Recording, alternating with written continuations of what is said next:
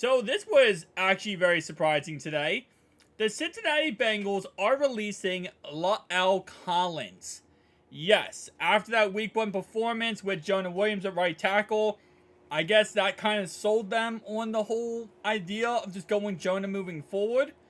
I will say the offensive line in week 1 definitely looked like it struggled a lot. Now they went against a really good defensive line of the Cleveland Browns, so I'm not going to look too much into that. Obviously, they didn't go against a bad team. They also did not have any preseason reps, and they did play in training camp, but that's not actual preseason versus another team. So yeah, they might take a little bit to get going. So I'm not really looking too much into this offensive line. I think the line will be fine overall-wise this year. But I was very interested here that they cut Collins. The reason why it's interesting is there's no offensive line depth then. Because right now we have Dante Smith and we have Jackson Carman as our backup right tackle and Cody Ford. And we're keeping Cody Ford and Trey Hill, but we're getting rid of La'el Collins. Again, it's just such a weird... It's just a weird thing. Now, we save around $6.1 million by getting rid of Collins here. The reason why this is so weird, by the way, just a little side note in case you don't know how Collins' contract works, is he gets paid per game. So that means he's not like a normal player who, like for example, Jonah Williams is getting paid a 1-year, $12.6 million contract this year for playing. Collins gets paid per game that he plays. So we obviously knew he was going to be out for the first 4 weeks of the season. So 4 out of 12 weeks, or 4 out of 7, or 4 out of 18 weeks, he was going to be out.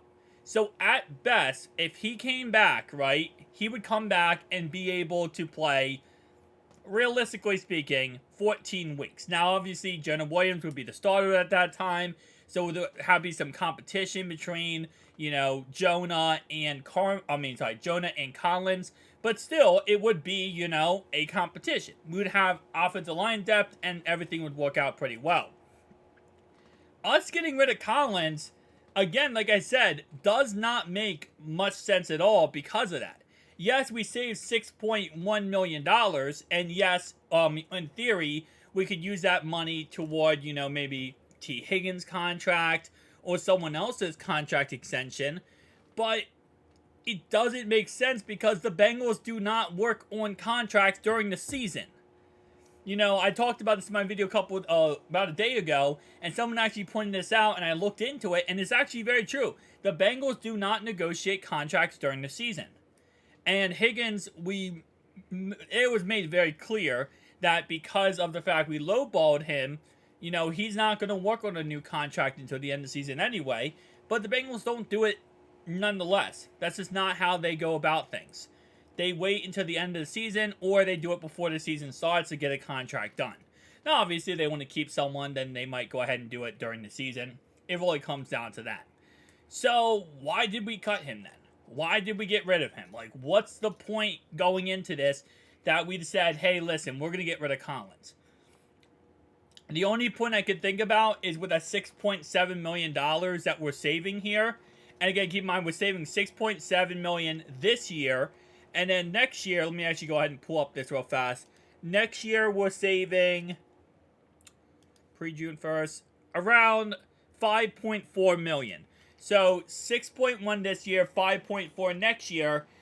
And the only thing I could theorize on why we might have cut him would be to keep players like Cheeto, DJ Reader, Akeem Davis-Gaither, etc. Maybe even Tyler Boyd. That's the only reason I could see for us to cut him, is because they want to put that money towards someone else's contract. And realistically speaking, right now, this is the contract order. It's T number 1 right now. Jamar Chase becomes contract, up for grabs next year. So that's number 2. Number 3 would be, of course, I would say DJ Reader. Number 4 is Cheeto. Number 5 is Akeem Davis-Gaither. I think number 6 is going to be Tyler Boyd. I know you might think, well, wouldn't Tyler Boyd be higher on that list? Honestly, no, because they drafted 2 wide receivers, guys. They drafted Chuck Sizzle to be the replacement for Tyler Boyd. They drafted Yoshi to be the replacement for not replacement for T. Higgins, but to be a guy in rotation with T. Higgins, right? So they're not really thinking in the concept of, okay, Tyler Boyd is a top priority. He's not. He's up there in age. He's not the youngest guy ever, and they want to get younger and get cheaper and kind of build this team around that.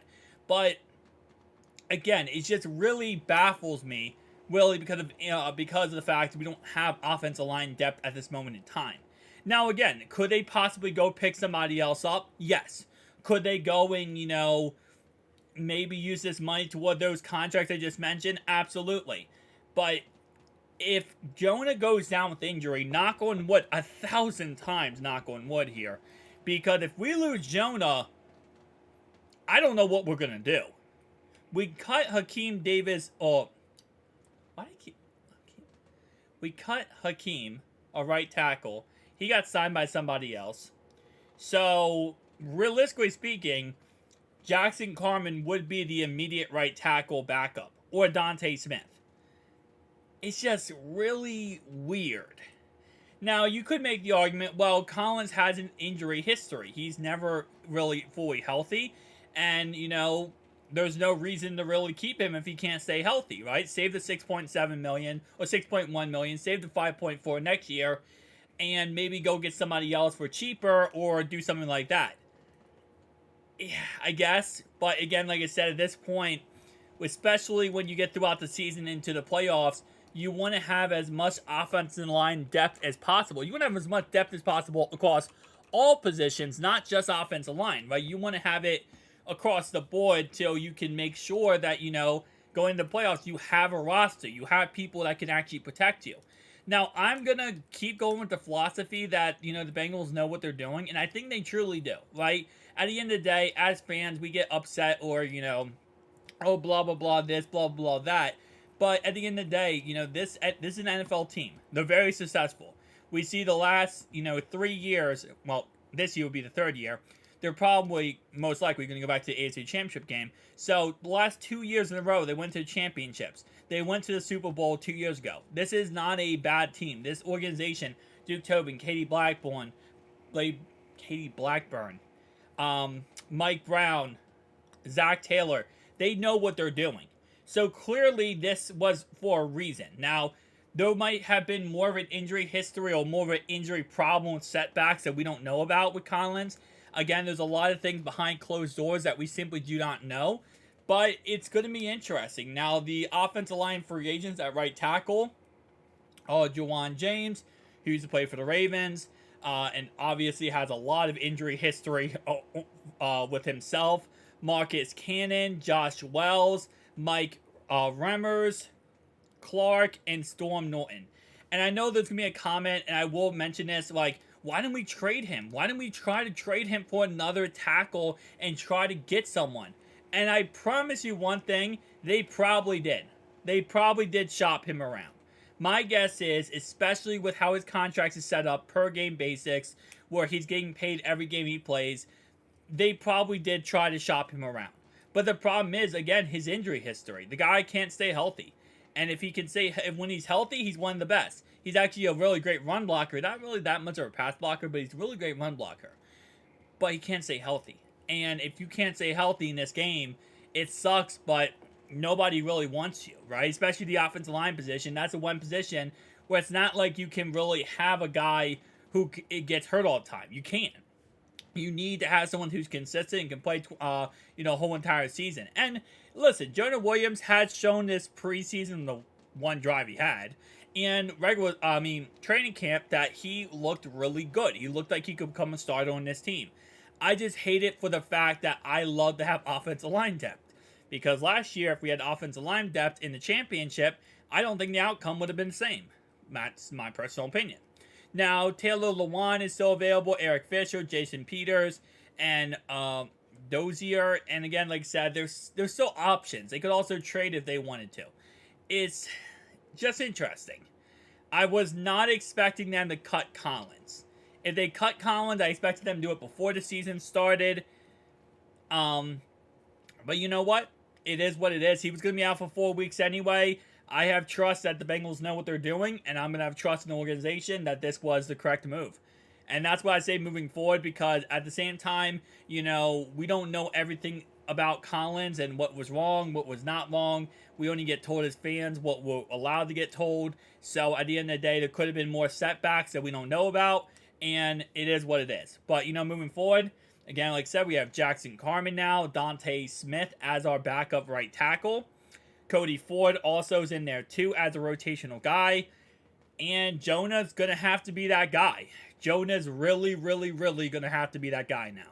Hopefully they use this money maybe to get somebody else, or they use it for, contracts in some way to help us out in the long run. But I'll see you guys in the next one. Peace out.